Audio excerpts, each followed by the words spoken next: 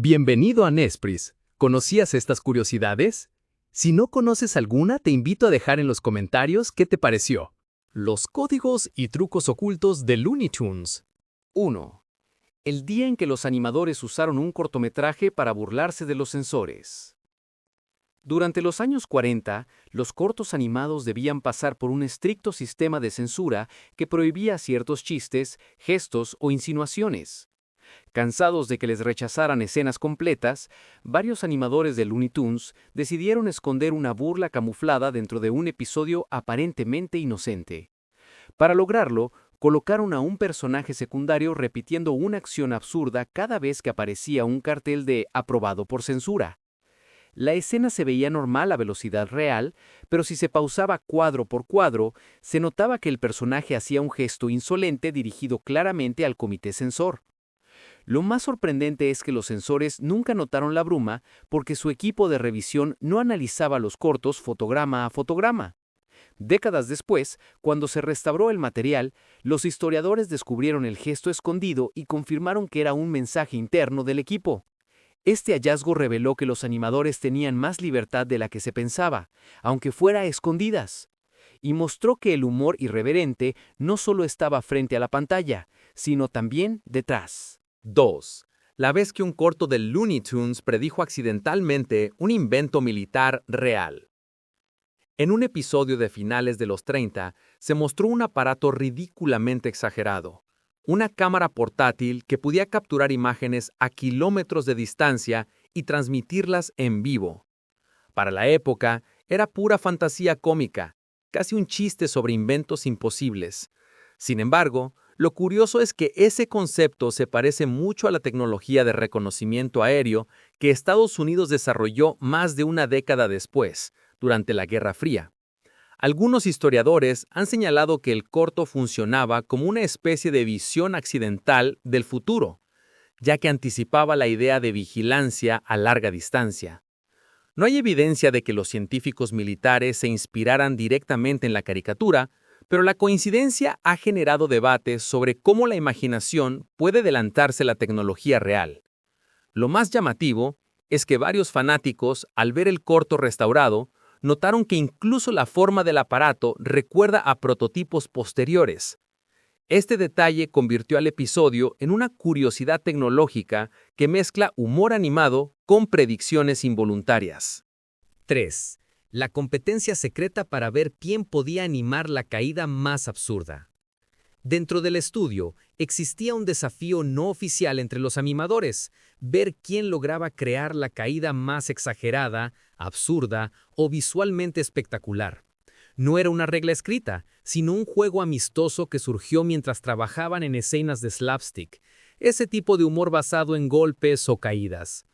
Los animadores diseñaban secuencias donde un personaje rebotaba en ángulos imposibles, atravesaba techos o se estrellaba contra objetos sin sentido, mientras mantenían intacta la fluidez del movimiento.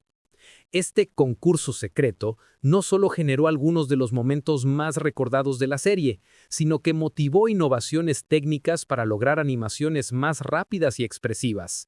A través de estas competencias, el equipo aprendió a usar deformaciones extremas, un recurso visual donde el personaje se estira o aplasta temporalmente sin perder coherencia. Aunque nadie fuera del estudio sabía de esta dinámica, hoy se considera uno de los motores creativos responsables del estilo caótico y distintivo de Looney Tunes. Fue una rivalidad sana que impulsó creatividad sin necesidad de premios formales. 4. El investigador que reconstruyó escenas perdidas comparando fotos antiguas. En los años 90, un historiador de animación descubrió que varios cortos clásicos habían perdido fragmentos debido al desgaste físico del celuloide. En vez de resignarse, emprendió un proyecto único: reconstruir las escenas faltantes usando viejas fotografías internas del estudio, donde los animadores solían capturar imágenes del proceso creativo. Estas fotos, pensadas solo como material de archivo, mostraban poses intermedias, bocetos descartados y fondos originales que nunca se vieron en pantalla. Con paciencia extrema, el investigador comparó cada imagen con la versión dañada del corto y logró restaurar segmentos que, de otro modo, se habrían perdido para siempre. Aunque las escenas reconstruidas no podían animarse completamente, se integraron como fragmentos estáticos en las restauraciones oficiales para mantener viva su existencia. Este trabajo reveló que detrás de los Looney Tunes había un tesoro enorme de documentación visual, y también inspiró a archivistas a conservar cada detalle del proceso creativo. Gracias a ese esfuerzo, varios episodios ahora pueden verse casi completos, pese a los daños sufridos por el paso del tiempo. 5. El debate sobre si Looney Tunes fue la primera caricatura en usar metahumor moderno. Uno de los debates más curiosos entre expertos es si Looney Tunes fue la primera caricatura en usar metahumor, un estilo de comedia donde los personajes saben que están en un programa y rompen las reglas narrativas. En algunos cortos tempranos, los personajes hablaban directamente con el público, comentaban sobre el presupuesto del estudio o incluso regañaban al narrador por equivocarse. Aunque hoy parece normal, en los años 30 y 40, esto era un quiebre radical en la forma de contar historias. Algunos historiadores sostienen que esa libertad narrativa estableció las bases del humor autorreferencial que hoy usan series como The Simpsons o Animaniacs. Otros creen que no fue una intención consciente, sino pura experimentación humorística. Lo interesante es que estos momentos no seguían un patrón definido. A veces ocurrían en medio de una escena de acción, otras al inicio y en ocasiones solo en un segundo final inesperado. Esto abrió la puerta para que la animación moderna explorara reglas más flexibles, demostrando que una caricatura podía jugar con su propia existencia para hacer reír al espectador. 6. El archivo perdido donde aparecían prototipos de personajes que jamás llegaron a estrenarse. Durante un proceso de limpieza en los estudios Warner a finales de los 80, empleados encontraron una caja llena de diseños preliminares que pertenecían a la etapa más temprana de Looney Tunes. Lo realmente sorprendente es que contenía bocetos de personajes que nunca aparecieron en pantalla, muchos con ideas extremadamente raras como un topo que hablaba al revés o un loro que solo se comunicaba imitando instrumentos musicales. Estos prototipos muestran que los animadores experimentaban constantemente con combinaciones de personalidades, estilos visuales y voces, antes de decidir qué propuesta tenía potencial para convertirse en estrella. El hallazgo también reveló que algunos personajes famosos nacieron mezclando rasgos de varios bocetos descartados, lo que demuestra que la creatividad del estudio no dependía de un solo concepto brillante, sino del trabajo en equipo y la experimentación continua. Aunque la mayoría de esos diseños nunca llegó a materializarse, el archivo se considera hoy una ventana fascinante a la etapa más arriesgada y poco conocida del estudio. Además, permitió a investigadores comprender mejor cómo evolucionaban las ideas antes de transformarse en los personajes que hoy conocemos. 7. El sistema secreto para organizar chistes visuales sin que el público sintiera repetición. Looney Tunes tenía una regla interna no escrita. Jamás podían repetir un gag visual exactamente igual, incluso si había funcionado muy bien. Para lograrlo, los animadores desarrollaron un método improvisado que consistía en elaborar pequeñas fichas donde registraban cada tipo de chiste ya usado, como explosiones inesperadas, apariciones fuera de cuadro o juegos con carteles. Estas fichas se guardaban en una caja dentro del estudio y se consultaban antes de escribir un nuevo corto. Aunque el sistema era sencillo, permitió evitar la sensación de «ya vi esto antes» y obligó a los artistas a reinventar constantemente la comedia física. La curiosidad aquí es que muchos directores ni siquiera usaban la caja para evitar repetir ideas, sino para retarse a sí mismos y buscar variaciones más ingeniosas. Este enfoque artesanal demuestra que, detrás del caos aparente de la caricatura, existía un control creativo preciso y sorprendentemente meticuloso. Con el tiempo, la cajita se convirtió en una especie de reliquia interna del estudio, símbolo de la obsesión por mantener la frescura del humor. Hoy, esa caja sigue siendo una referencia histórica para entender cómo un equipo pequeño logró generar cientos de cortos sin caer en la monotonía. 8. El personaje invitado que se volvió tan popular que tuvieron que eliminarlo por accidente legal. En los 40s, el estudio creó un personaje invitado para un corto puntual, pensado solo como un recurso humorístico. Sin embargo, su diseño y personalidad gustaron tanto que el público empezó a pedir más apariciones de él mediante cartas enviadas al estudio. Lo curioso es que Warner descubrió demasiado tarde que el diseño se parecía demasiado a una mascota registrada de una marca comercial de la época. Al notar el riesgo de un conflicto legal serio, tuvieron que retirar el personaje de la programación, destruir parte del material promocional y evitar cualquier referencia futura a él. Aunque no se conserva el nombre oficial, historiadores han logrado identificar su corto original y confirmar que la decisión se debió exclusivamente a derechos de autor.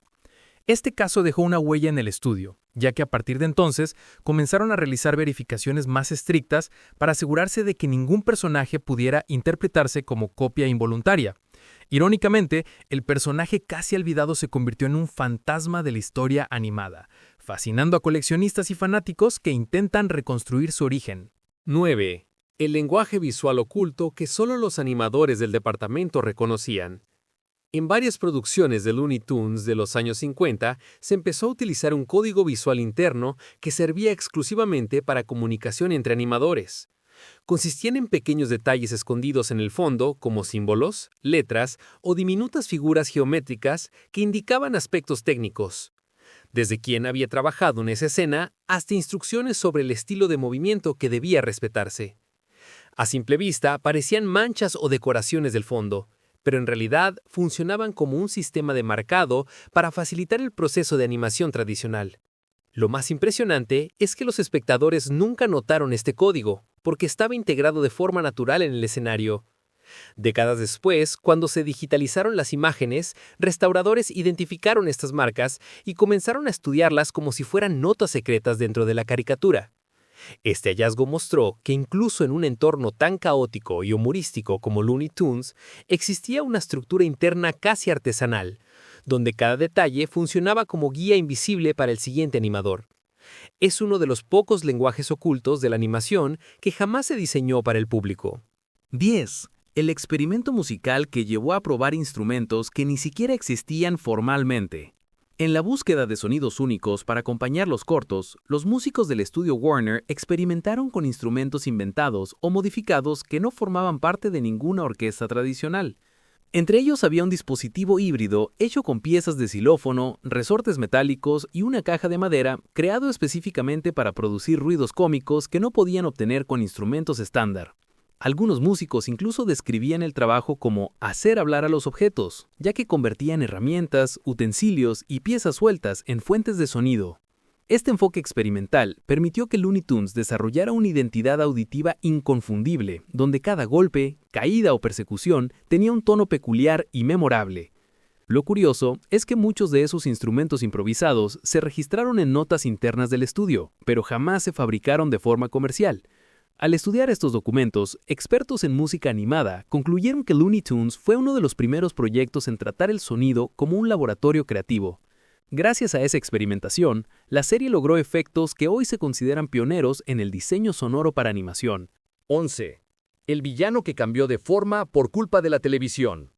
Cuando surgieron los Looney Tunes, muchos cortos dependían de colores que solo se apreciaban bien en cine, porque la televisión todavía no era el medio principal. Uno de los personajes que más sufrió este cambio fue Pete Puma, un villano torpe que apareció por primera vez en 1952.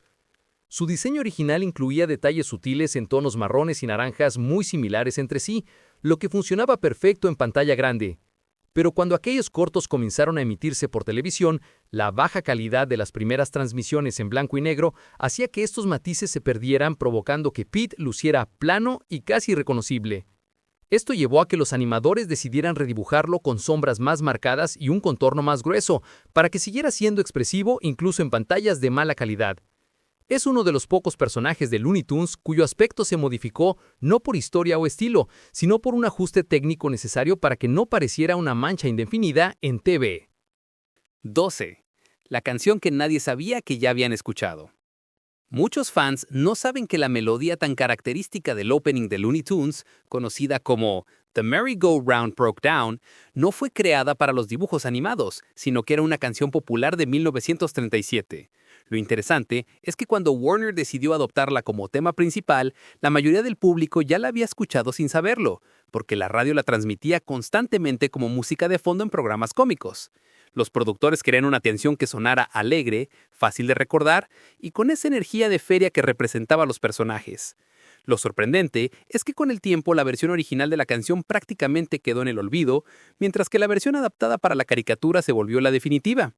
Hoy en día muchas personas escuchan la melodía y automáticamente piensan en Bugs Bunny, aunque en realidad la canción era anterior a él.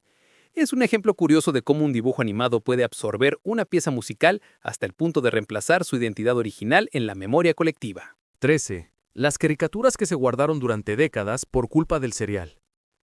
En los años 70, la televisión infantil comenzó a estar fuertemente regulada para evitar que las marcas influyeran demasiado en los niños, especialmente empresas de comida. Esto provocó que varios cortos clásicos de Looney Tunes fueran retirados de la programación porque incluían escenas que, aunque inocentes para su tiempo, podían considerarse publicidad indirecta. Uno de los casos más extraños ocurrió con un corto donde el pato Lucas roba comida de una alacena, entre la que aparecen cajas de cereales claramente parecidas a marcas reales. Aunque no eran productos oficiales, el simple parecido causó problemas. Las cadenas temían una multa por product placement no autorizado y prefirieron sacarlos del aire. Lo más curioso es que algunos de esos episodios estuvieron archivados casi 25 años hasta que se remasterizaron para colecciones de DVD donde ya no representaban un riesgo regulatorio. Fue un caso raro en el que escenas totalmente inocentes terminaron prohibidas por normas que ni siquiera existían cuando fueron creadas. 14. El personaje que existió para enseñar a los animadores. En los estudios de animación, es común que se creen personajes solo para practicar técnicas, y Warner Bros. Tiene un caso muy curioso, un conejo preliminar que no era Bugs, pero que sirvió para que los animadores perfeccionaran expresiones y movimientos difíciles. Este conejo no tenía nombre oficial, solo era llamado Prototype Bunny y aparecía en pruebas internas donde se ensayaban saltos, miradas, reacciones exageradas y poses rápidas que luego se volverían típicas de Bugs Bunny. Lo sorprendente es que gracias a estas pruebas, los animadores descubrieron que el gesto de media sonrisa, con una ceja levantada, funcionaba increíblemente bien para transmitir picardía sin necesidad de diálogo. Este hallazgo fue tan útil que se convirtió en una marca personal de Bugs. Aunque Prototype Bunny nunca salió en pantalla, su existencia ayudó a definir el lenguaje corporal del personaje estrella. Es literalmente un personaje fantasma que moldeó a uno de los íconos más famosos de la animación sin haber aparecido jamás en un episodio oficial. El episodio que se grabó 2 veces porque el público no entendió el chiste. En los años 40, Warner Bros. Hacía algo muy raro. Mostraba capítulos de Looney Tunes incompletos en pequeños cines de prueba para ver si la gente los entendía. Uno de estos casos ocurrió con un corto protagonizado por Porky Pig, donde aparecía un juego de palabras basado en un anuncio popular de la época. El problema fue que el público de prueba, formado en su mayoría por personas que no vivían en grandes ciudades, no reconoció la referencia. Como el chiste central no funcionó, los productores tomaron una decisión inusual: reescribir y reanimar la escena completa, cambiando el anuncio por algo más universal. Eso significó gastar más dinero y tiempo, algo nada común en esa época. Lo sorprendente es que la versión final se convirtió en uno de los cortos más exitosos de Porky, demostrando que entender al público era tan importante como la animación misma. Este caso es uno de los pocos registros documentados donde un corto fue modificado casi por completo porque la audiencia no captó la referencia. Hola, te invito a suscribirte y activar la campanita para que no te pierdas ninguno de nuestros videos. ¡Adiós!